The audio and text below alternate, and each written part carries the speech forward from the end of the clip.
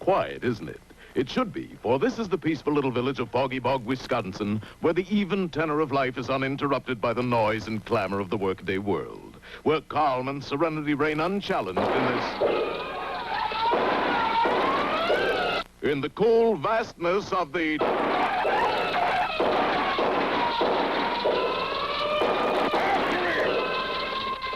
of the deep forest glades Oh, never mind. They're gaining, Fillmore. Can't you go any faster? Yeah, I can, but this truck keeps holding me back. Then it's time to turn to subterfuge. Subterfuge? It's not on the map, Professor. Of course not, my bird brain buddy. It's just a state of mind. Well, let's not cross any state lines, Professor. That's real trouble. That's a federal offense. Pull onto that side road, Fillmore. Left, right? Right, left. And the strange conveyance pulled to a stop before a neat little home by the side of the stream. I wonder who resides in this quaint Quonset. There's his name on the box. What is it? It's mail. U.S. mail. Thank you, J. Robert Knucklehead. Let me see that. Oh, the name is Hooper. Hoppity Hooper. You're almost here, Professor. Now put the truck in back of the house, Somerset, and then join me on the front porch. On the porch? Of course, Ulrich. We're going to pay a social call on this Hooper chap. In a twinkling, Fillmore had hidden the truck, and the two rascals stood at the front door. Who is it? It is I, Hoppity, your long-lost uncle. My long-lost what? Hoppity, Hoppity, my little nephew. At last we meet again. Again? I never saw you before in my life. Tut, laddie. Why, I've known you since you were this high. That's all higher I am now. Oh, Fillmore, he doesn't remember me. I've been away too long. You've been in the sun too long. Well, come on in, whoever you are. Still the same little gentleman, isn't he, Carlyle? Hey, who's he? Oh, I almost forgot. Hoppity, this is your cousin.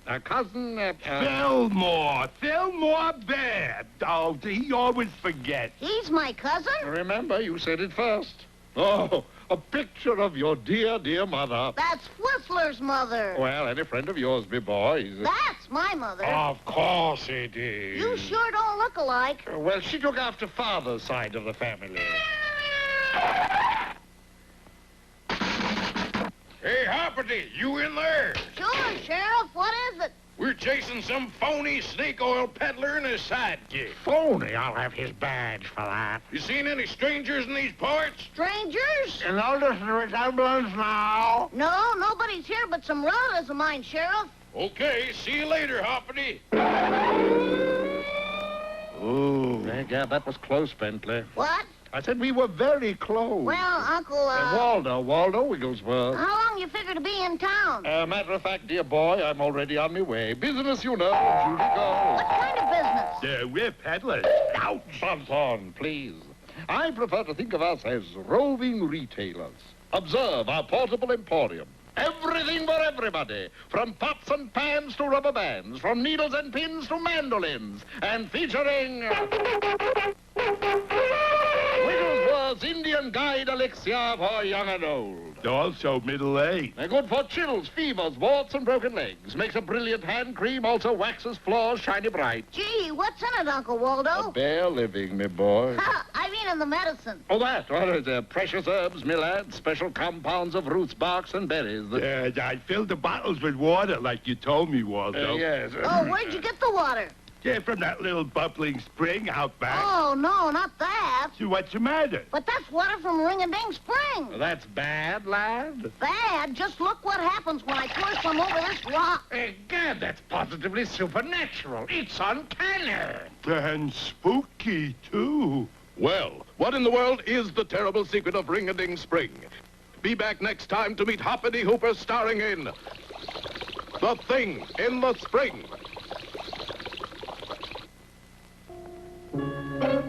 Last time, you remember, Hoppity Hooper met those two rascals, Professor Waldo Wigglesworth and Fillmore the Bear.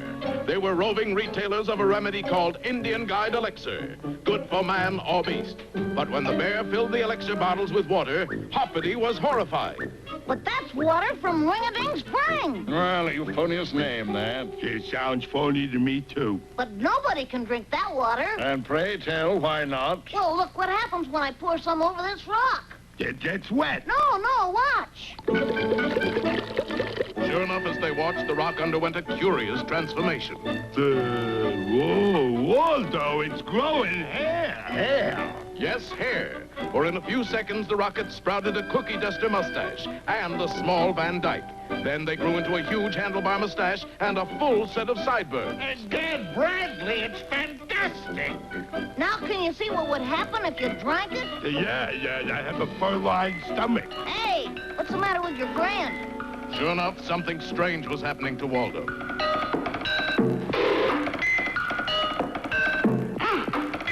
Gee, is he sick? No, that just means he's getting an idea.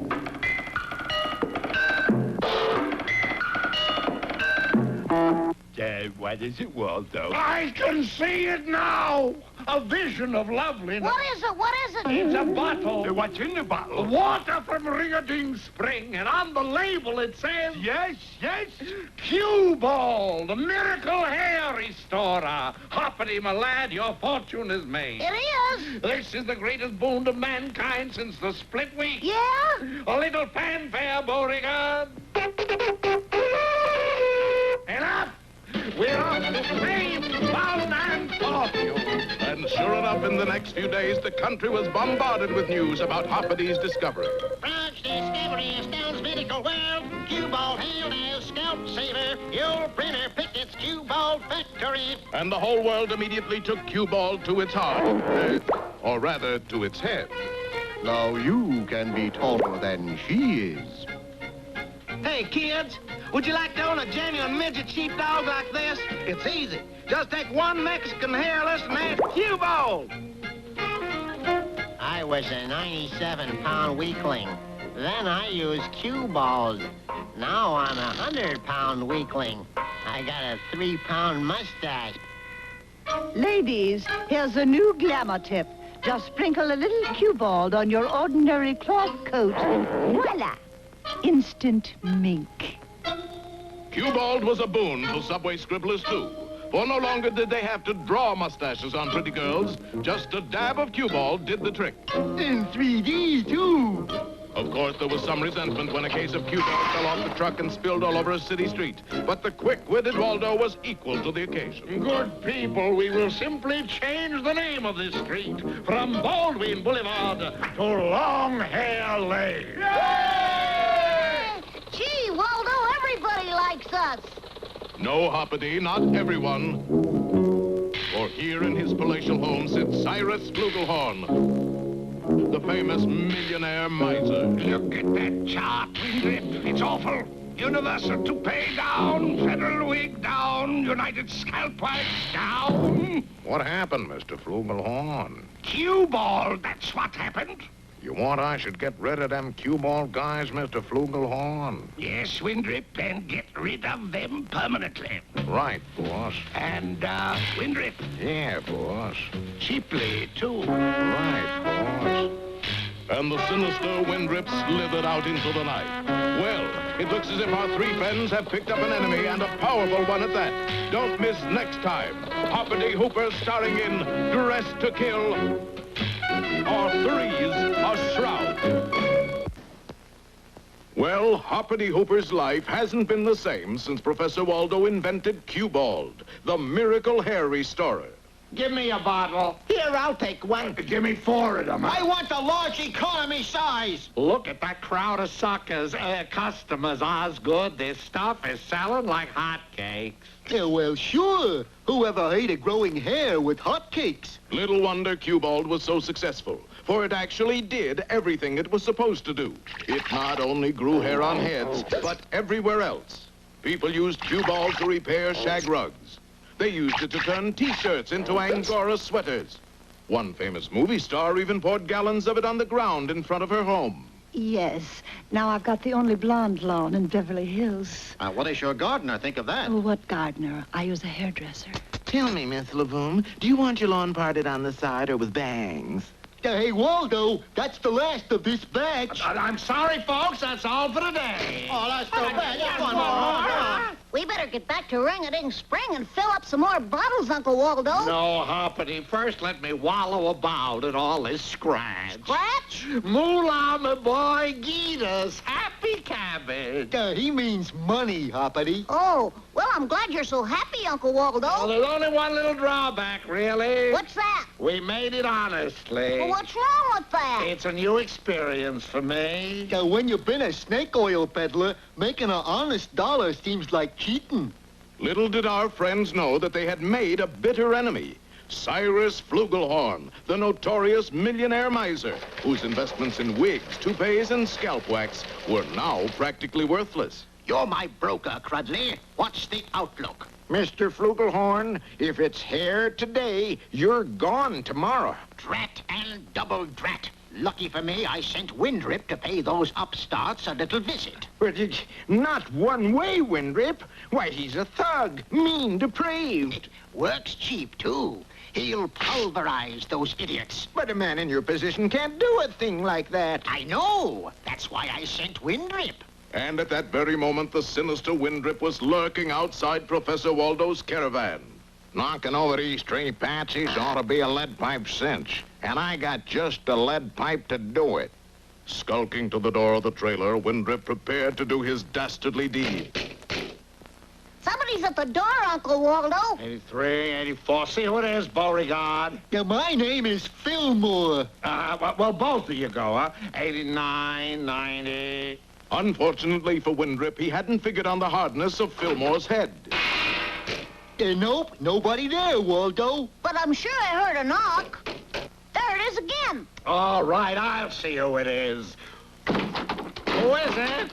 He's right, Hoppity. There's nobody there. And what's more, he left his hat. Let me see that, as according to the way I figure it, the man who owns this hat is 6 feet tall with a broken nose and a mean disposition. You found out all that from his hat? No, as a matter of fact, he's standing right behind you. Yipe! All right, you guys, line up against a trailer. He can't get us all. Let's make a run for it. On the other hand, I'm bound to get one of you. Don't run, fellas. No, let's hop instead. What? Hop like this. What the? Stand still, you little creep. Well, obviously Windrip hadn't figured on our hero's agility. In a few seconds, his gun was empty and Hoppity was unscathed. I had a line to say here, but it was censored. Gee, that was keen. They don't call me Hoppity for nothing, you know. You mean you charge for it?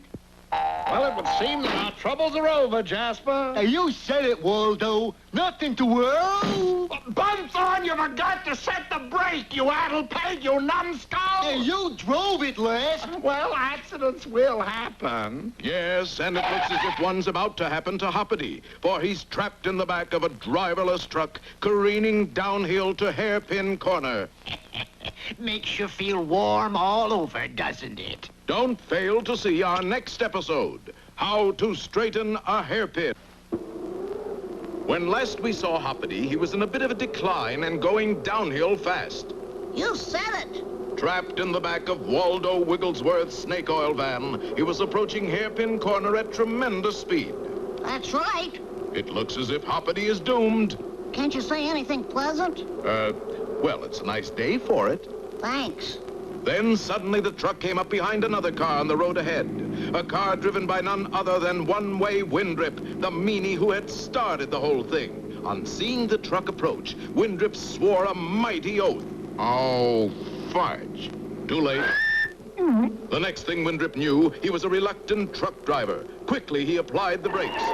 The truck slid sideways to the very edge of the cliff and stopped just in time. Boy, that was close, mister, and... Oh, it's you! You bet it's me, Lippy, and we got a little unfinished business to attend to. And Windrip started out of the cab to attack our hero. Unfortunately, he forgot how close he was to the edge. But now I remember. My boy, you're safe. Yeah, but I wonder why that fellow was out to get us. They're probably after our money, Hoppity. But that's wrong, isn't it? Hoppity, my boy, as you grow older, you will learn that as soon as you have any money at all, somebody's always going to try to take it away from you. And you know what we call that? Stealing. No, income tax. Well, next morning, a dispirited Windrip was being dressed down by that mean miser, Cyrus Flugelhorn. And you call yourself a thug, letting yourself be outwitted by a frog. He got the jump on me.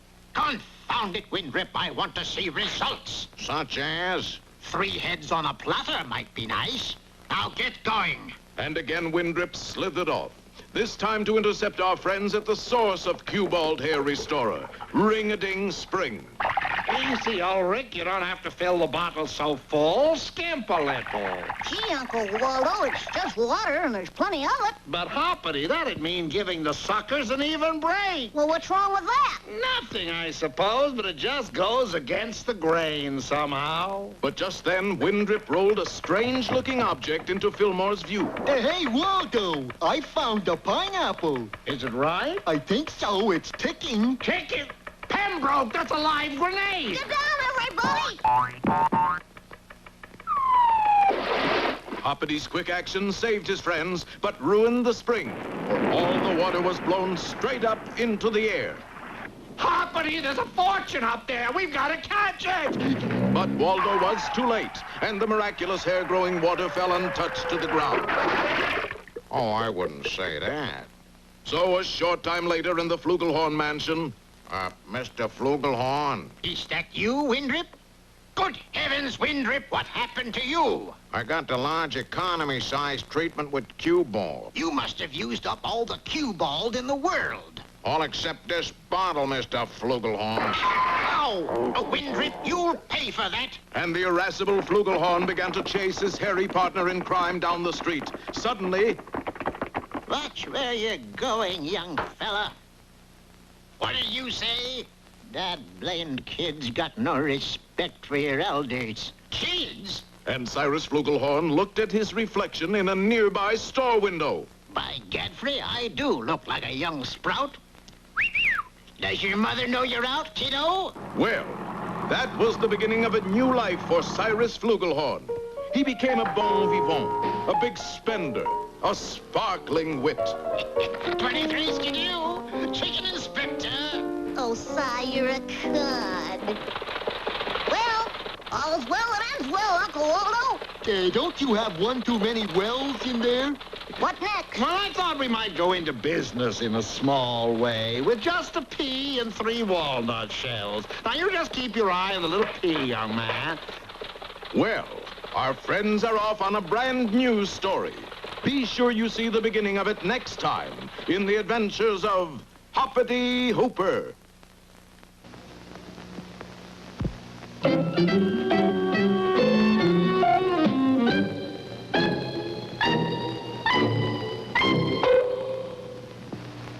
Well, folks, it's... Hoppity, haven't you forgotten something? Oh, yeah, wait a minute.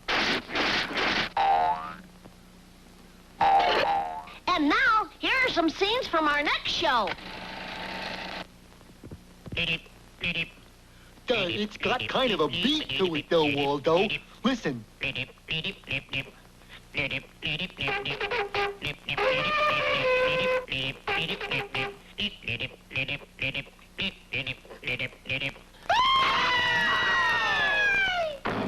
Hoppity, that's it. It's a new sound. Here, put on that wig. You are now my singing sensation, Baby Hooper.